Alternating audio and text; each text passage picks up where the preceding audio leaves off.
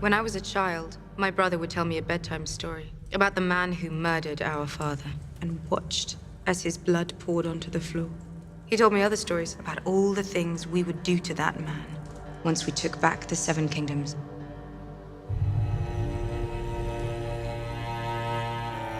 When Jaime shows up to Winterfell, it's very difficult for almost anybody to know how to feel about it. On the one hand, Dany looks at him as this is the person who murdered her father, and even if she has come to terms with who her father was and what her father really was, it probably doesn't entirely erase the sting of her father's murderer showing up on her doorstep.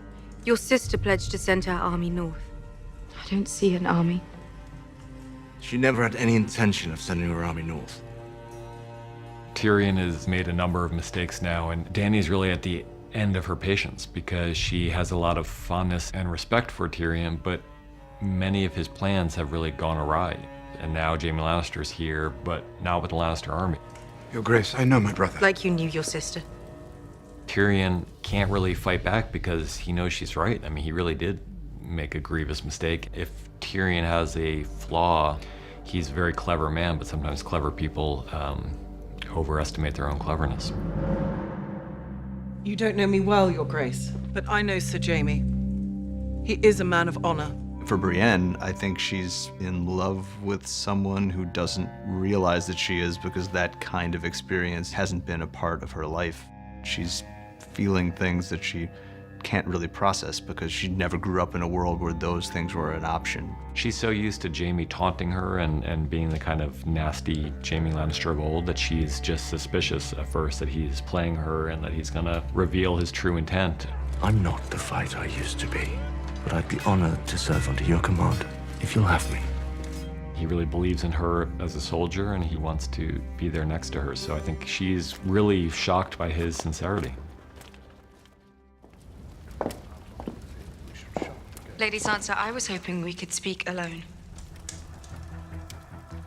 Dany comes to Sansa with a bit of an olive branch, trying to find a way inside that kind of cool exterior that Sansa presents. And one commonality between them is they both love Jon. Dany's his lover and Sansa's his sister. It's very much coming at it from the point of view of a monarch trying to make peace with her subject. And Sansa's not quite willing to accept Dany as her monarch yet. She's suspicious of people for a reason.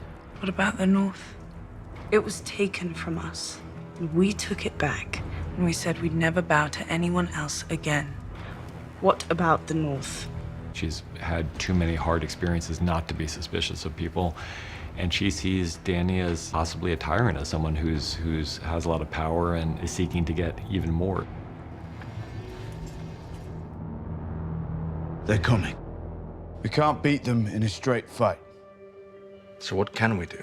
In the War Council scene, there's a lot going on under the surface. The most important thing about that scene is understanding the lay of the land and understanding what their intentions are, what their plans are, what their expectations are, so we know what we're looking at. The Night King made them all. They follow his command. If he falls, getting to him may be our best chance. Things may not go entirely according to plan, so we thought it was very important for people to know what everyone in the room expected to happen, was worried would happen, hoped would happen. In addition to that, there are a lot of human moments. We'll put you in the crypt where it's safest. No, I'll wait for him in the Godswood. We're not leaving you alone out there. He won't be. I'll stay with him. One thing that was definitely going on was how Theon felt after returning to Winterfell and how he's using this battle as an attempt to try to make good to the extent that that's possible on the horrible mistakes that he made. I took this castle from you. Let me defend you now.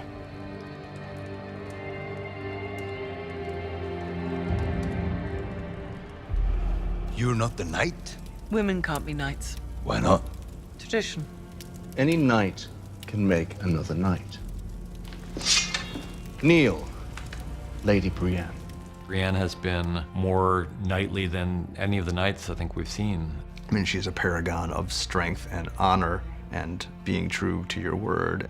When Jaime knights her, it's a general kind of validation she's wanted her whole life. But even more importantly, it's the acceptance and validation of Jaime, who she obviously has feelings towards that she's never really come to terms with or even allowed to bubble to the surface of her consciousness, but they're there all the same, and we can see all of those things swirling. Sir Brienne of Tarth, Knight of the Seven Kingdoms.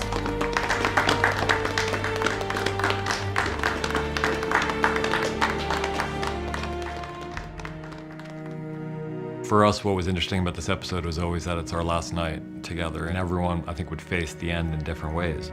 We're probably going to die soon. I ought to know what it's like before that happens. Some characters want to make love for the first time because they've never done it before. There are other characters who are getting drunk and singing songs, and then there are characters who are just trying to find some kind of human solace together, like Sansa and Theon. Everyone faces it in different ways, but they're all facing it, and that's why this episode was so important to us, because it's, you know, all these characters that we've been following for so long, and now they're all facing a common enemy. How about a song? One of you must know one. High in the halls of the kings who are gone, Jenny would dance with her ghost. Daniel's got a really lovely voice, and we knew we wanted a song in this episode. We've had a song in several of the seasons. We haven't had an original in a while, so this felt like the place for it, and Daniel felt like the singer. The ones who'd been gone for so very long, she couldn't remember their names. They spun her around on the damp old stones, spun away all her sorrow and pain. The song, I believe, is in George's books. At least the first verse is in the books, and then we added some lyrics, and Ramin came up with the music for it. Wanted to leave, never wanted to leave, never wanted to leave.